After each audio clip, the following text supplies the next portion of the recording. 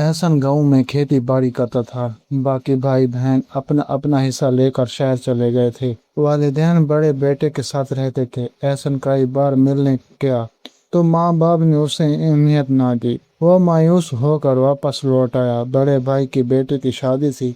उसने वालिदैन से कहा, हम एहसन को नहीं बुलाएंगे क्योंकि उसकी गुर्बत हमारी नाक कटवा देगी।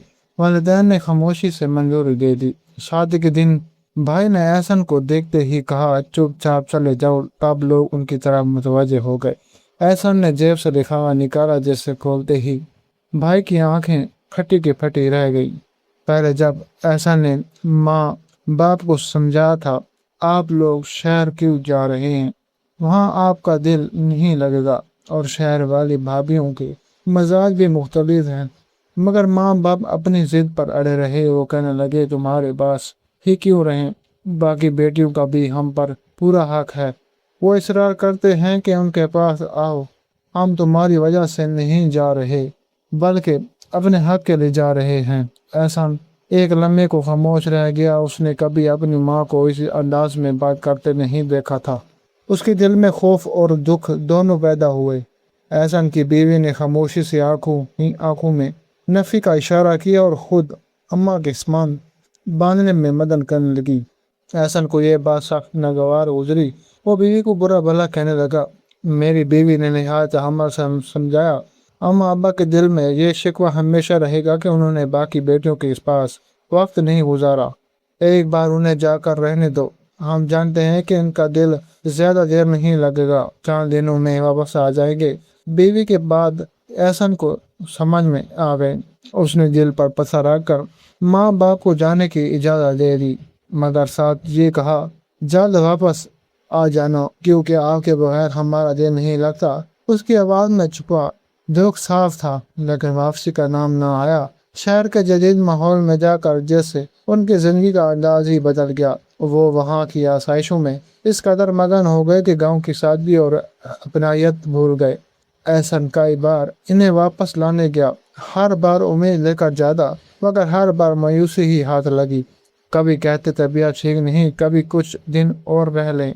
एहसन खामोशी से मान लेता, मगर दिल टूटता रहा। आखिरकार उसने बुलाना छोड़ दिया, मगर मिलना नहीं छोड़ा। वो बाकायदगी से शहर जाता और खैरियत दरियाफ्त करता, मगर वालिदैन का रवैया पहले जैसा ना था। वो अहमियत नहीं देते थे। रस्मी बात करके अपनी दुनिया में खो जाते। असल में एहसान जिस गांव में रहता था वो इसके आबा अजदाद का गांव था। वालिदैन ने पूरी जिंदगी वहीं गुजारी थी। भाई बहन भी वहीं पले बड़े, मगर वक्त के साथ सब ने शहर का रुख किया। सिर्फ एहसन गांव में रह गया। उसने बाप की ख्वाहिश के मुताबिक खेती बाड़ी का पेशा अख्तियार किया। उसे अपनी जमीनों से बेइंतहा मोहब्बत थी। यही उसकी पहचान और फख्र थी। वो सादा जिंदगी गुजारता था, मगर दिल में सुकून था। बहन भाइयों को इसकी जिंदगी में कोई दिलचस्पी न थी, ना उसकी मेहनत का अंदाजा।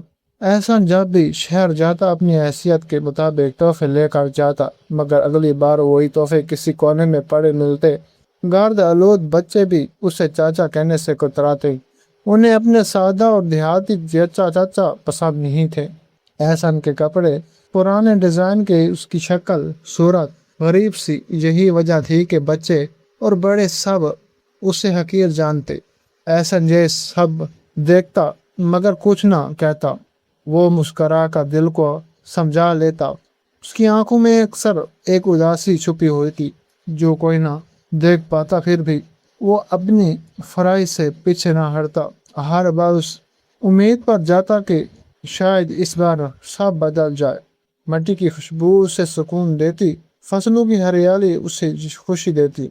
ये उसकी असल दुनिया थी। मगर रात को जब वो थक कर बिस्तर पर लेता तो माँ बाप की याद जरूर आती। वो सोचता काश वो वापस आ जाए, काश सब पहले जैसा हो जाए, मगर वो जानता था कि अब नामुमकिन है। बहन भाइयों के रवैये में मजीद सख्ती आ रही थी।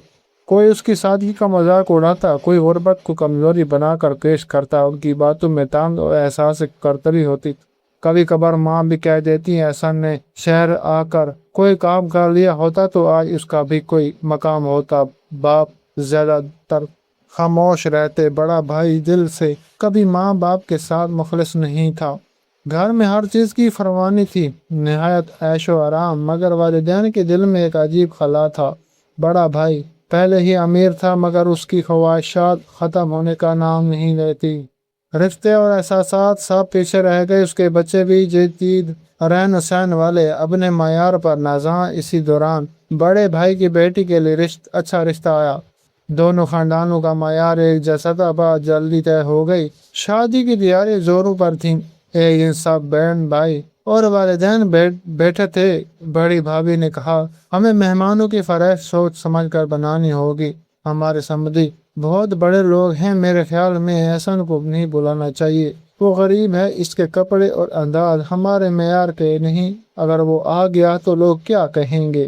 ایک اور بھائی نے فوراً تائید کی کہ آہستہ آہستہ سب نے اتفاق کر لیا۔ اماں نے ایک لمحے کو کچھ کہنا چاہا، مگر پھر خاموشی سے سر ہلا دیا۔ فیصلہ ہو گیا کہ احسن کو شادی پر نہیں بلایا جائے گا۔ ادھر احسن کو کچھ خبر نہ تھی، وہ اپنے گاؤں میں معمول کی زندگی گزار رہا تھا۔ شادی کا دن آیا، شہر میں دھوم دھام سے تقریب تھی، روشنی سے سجا گھر، مہمانوں کی چہل پہل۔ اچانک دروازے پر ایک سادہ سا آدمی نمودار ہوا۔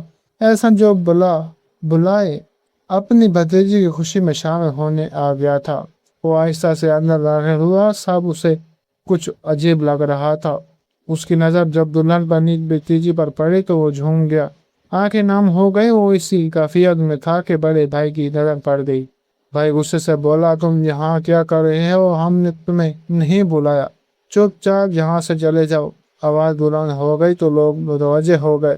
ایسا نے سر جھکا لیا، مگر چہرے پر کوئی غصہ نہ تھا۔ اس نے سکون سے جیب میں ہاتھ ڈالا اور ایک سادہ سا لفافہ نکالا، پھر وہ بھتیجی کی طرف بڑھا۔ دلہن حیران رہ گئی۔ احسن نے شفقت سے اس کے سر پر ہاتھ رکھا، وہ لفافہ تھما دیا اور بغیر کچھ کہے مڑ کر چلنے لگ گیا۔ چند قدم نہیں چلا تھا کہ دلہن نے بے اختیار لفافہ کھول دیا۔ اس میں سے ہیرے کی ایک چمکتی ہوئی انگوٹھی اور 5 لاکھ روپے کا چیک نکال کر گر پڑا۔ حال میں سب چونک گئے۔ بھائی کی آنکھیں حیرت سے پھیل گئی، باقی بہن بھائی ایک دوسرے کا منہ دیکھنے لگے۔ دلہن کے ہاتھ کانپنے لگے۔ اس سے یاد آیا، وہ بچپن میں احسن کے قدموں پر چڑھا کرتی تھی اور کہتی تھی، چاچو مجھے ڈائمنڈ کی انگوٹھی لا کر دو، اور احسن ہنستے ہوئے کہتا تھا، ہاں تمہاری شادی پر ڈائمنڈ کی انگوٹھی دوں گا۔ آئی وہ وعدہ حقیقت برکت سامنے آ تھا۔ دلہن کی آنکھوں سے آنسو بہنے لگے۔ وہ دوڑتی ہوئی احسن کے پاس گئی اور اس کے گلے لگ گئی۔ زارو قطار نونگی۔ احسن نے آنکھیں بند کر لی اور نرمی سے اس کی سر پر ہاتھ پھیرا۔ یہ منظر دیکھ کر بڑے بھائی کے قدم خود بخود احسن کی طرف بڑھے۔